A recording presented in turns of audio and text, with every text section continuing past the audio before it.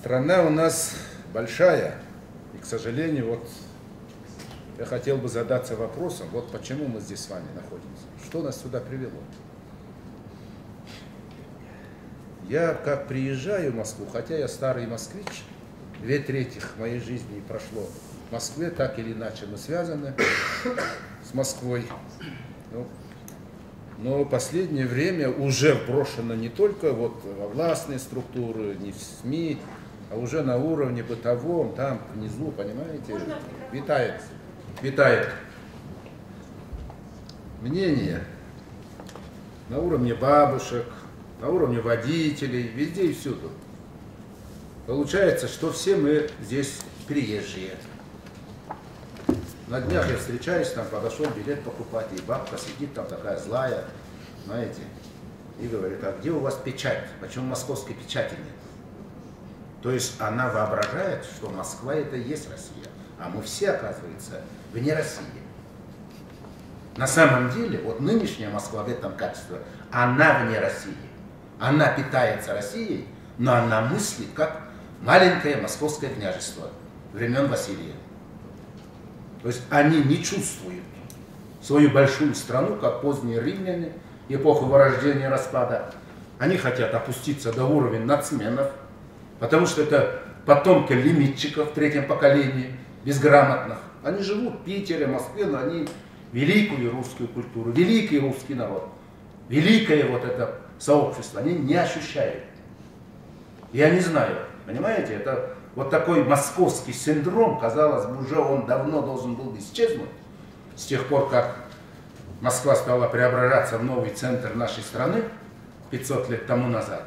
И эта Москва, будучи племянниками ханов Золотой Орды, они не любили родную Рязань и Тверь, не любили Владимир и Новгород, потому что чувствовали свою неполноценность. И при первом же случае вырезали или проводили политику продразверстия, как при Баскатах, не оставляя мужикам зерна на посев. Но разве так можно относиться к своей стране? Понимаете? Мы слишком много уделяем внимания словам Прохорова. Кто это такой? Если он где-то наварил бабки, это не означает, что он должен судить о великой русской истории, о нашем великом братстве народов. На самом деле эти люди, как бы они ни именовались, как басня Крылова, либералами они сегодня называются, потому что они дискредитировали 20 лет назад великое имя демократов. Они мимикрируют, пытаются. Это та же самая политика. В конце перестройки они разъезжали по всем союзным республикам, наших хороших прибалтов натравливали, разжигали у них национализм и сепаратизм.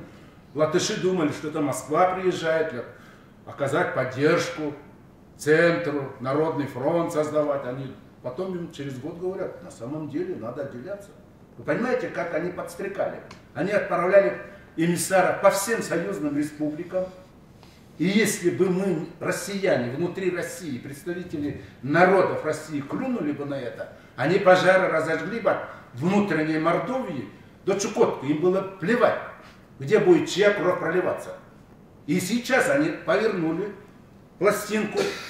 Теперь они выступают якобы в качестве русских патриотов. Это мерзко даже слышать вот это словосочетание «русские националисты». Не может русский человек националистом быть, понимаете? Русский он большой. Это как в лесу дядюшка медведь. Он опекает белок, бурундуков он их не трогает, потому что с медведем рядом жить хорошо. Бурундуку тоже остается. А вот с зайцем и совой рядом невозможно жить. Понимаете? И вот у нас с вами совершенно уникальное сообщество, придуманное не большевиками, не царями, не ханами. У нас великое скифское сообщество с древнейших времен. Мы живем по другому принципу, не по принципу кровавого Рима, разделяй властвуй. И мы знаем, как кончил Рим. А мы живем по принципу скифского братства. Объединяй властвуй. Мы сидели всегда, 7000 лет тому назад, скифы шли на выручку Мидии. Недавно встретился мне абхазский коллега, 20 лет не виделись. Он говорит: вот ты, алтаец, почему ты нас поддерживаешь? Абхазов, осетин поддерживаешь. Я сказал: я поддерживаю вас не как абхазов и не как осетин. Я вас поддерживаю как своих соотечественников, своих сограждан. Тот момент, когда в Грузии этнократические элементы взяли верх, вы захотели остаться в единой стране. Вот вы патриоты, вы не сепаратисты, не националисты, осетины, абхазы.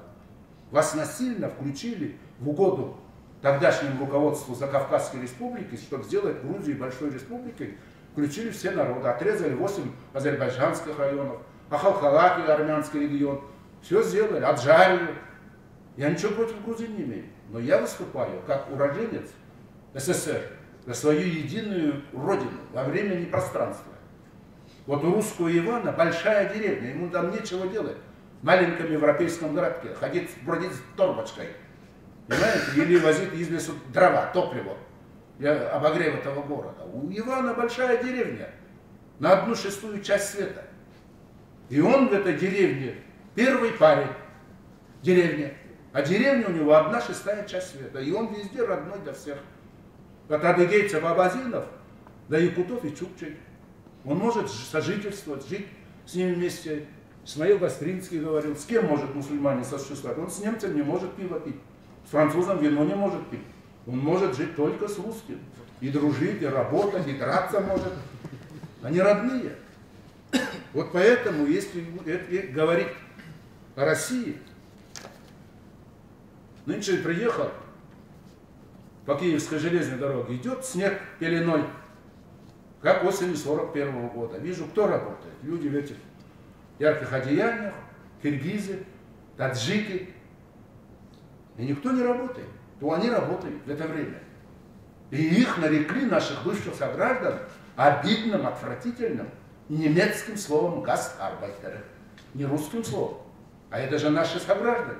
В мировой истории такого не было, чтобы за одну ночь половину народа выбросить за борт. Чтобы и родных украинцев, и родных белорусов объявить иностранцев. До чего мы докатились? Вот от родительского дома отречься, от Киева и Минска, а потом уцепиться зубами за 4 японских острова и за Кенигсберг. И воображать, что это есть Россия. Это люди не понимают, что такое Россия в этом смысле. Что касается, вот, а ведь деды этих людей, они отстояли Москву осенью 41-го года. Сибиряки отстояли, мы отстояли. Мой отец получил первую рану осенью 41-го года под Москвой, а последний под Дрезденом. И говорить все время, вот, понимаете, подозревать народы в каком-то сепаратизме, что они только сидят, мечтают как бы отделиться от России или объедают Россию. Это, понимаете, это отсутствие не только политической, но и национальной зрелости. Сегодня я скажу, нет более стойких, нет более мужественных, нет более последовательных ревнителей единства и славы России не в рамках Российской Федерации, а в рамках Советского Союза, чем наши народы. Чем наши народы. А вот некоторым разрешит, он завтра вместо Ивана готов записаться Джоном. Вместо Маши готов записаться Мери. Понимаете? Вот это тоже нужно понимать. И не подозревать народы. Сегодня народы выросли, понимаете? Уже как люди вырастают из детских штанишек, так и народы вырастают. Сегодня уже никого в Бакинскую, Грозненскую губернию насильно не загонишь. Слишком сложная инфраструктура. И программа федерализма началась в период Первой русской революции 1905 года. А мы как будто, как в той казахской мифологии Албасты, с вывернутыми назад ногами, воображаем, что идем вперед к шведскому берегу, как мечтали поздние советские люди. А оказывается, мы идем в прошлое, 100 лет тому назад. Царская Россия была федеративным государством, было царство польское, было Великое княжество финляндское, были ханства, такие как Калмыцкое, Хива и Бухара, Малороссия, это все были федеративные. Алтай был землей кабинета императорского величества, имел гораздо более важный статус, чем сейчас вот эта так называемая республика. Вы правильно сказали, что для чего вот эти республики нужны? И Россия, период гражданской войны, не большевики развалили, а в феврале 17 года Российская империя развалилась. Она развалилась по территориальному принципу. Не чеченцы развалили, и не буряты. По территориальному принципу развалилась. Вот об этом надо думать. И об этом соображать.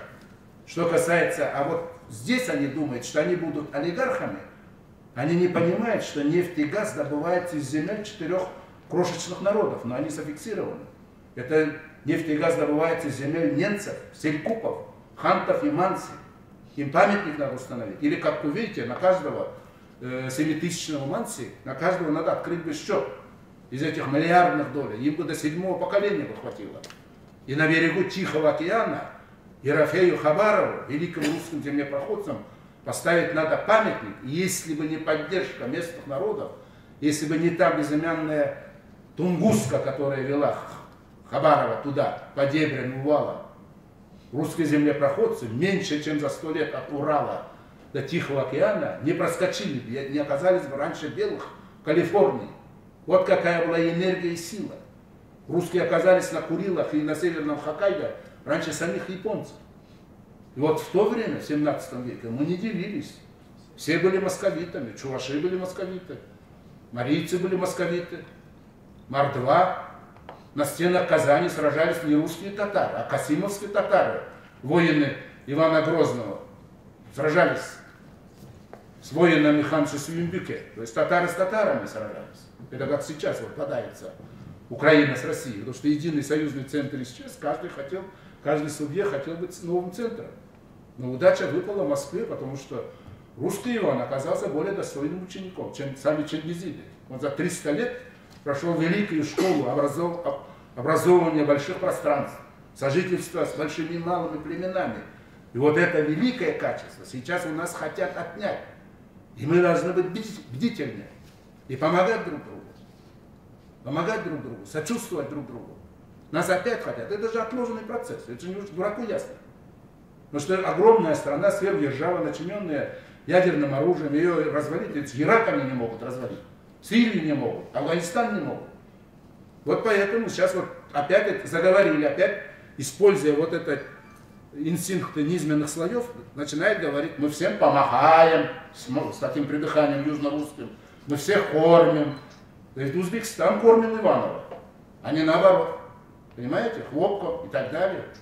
Надо же понимать, что вот когда фашисты захватили на Карпатах рудники, Красной армии был нужен вольфрам, была нужна ртуть, и на Алтае скороспешно открыли рудник. То есть мы все, у нас единая система, единая корневая система, единая крона, одна экономика. Мы живем в одной и той же стране, сегодня расчлененной на 15 государств, искусственно. Возьмите Корею, один полуостров, это одна страна, один народ, один язык, но два противоположных, отдельных друг друга государства. Возьмите ФРГ и Германию, ФРГ и ГДР, это что же была одна Германия? Возьмите времена Тютчева, в 19 веке 30 было всяких мелких государств образований на территории Германии, но мы понимали, что это одна Германия, одна страна. То есть нужно различать понятия государства и страна. И поэтому, когда говорят, что нужно республики ликвидировать, вот этим людям надо сказать, если вам народы мешают, что ж вы все мучаете, себя и других? Избавьте себя от нас. Избавьтесь. Или уезжайте туда, в Европу, вот. Скатертью дорожка. И вам Россия не нравится, вам русский народ не нравится. Вы говорите, что не тот народ. Только вы все, и Норильский никель, все, что наварили, оставите здесь. А я думаю, что наступит время, рука Москвы длинная, на другом конце земного шара она должна достать. Вот таких самозваных людей.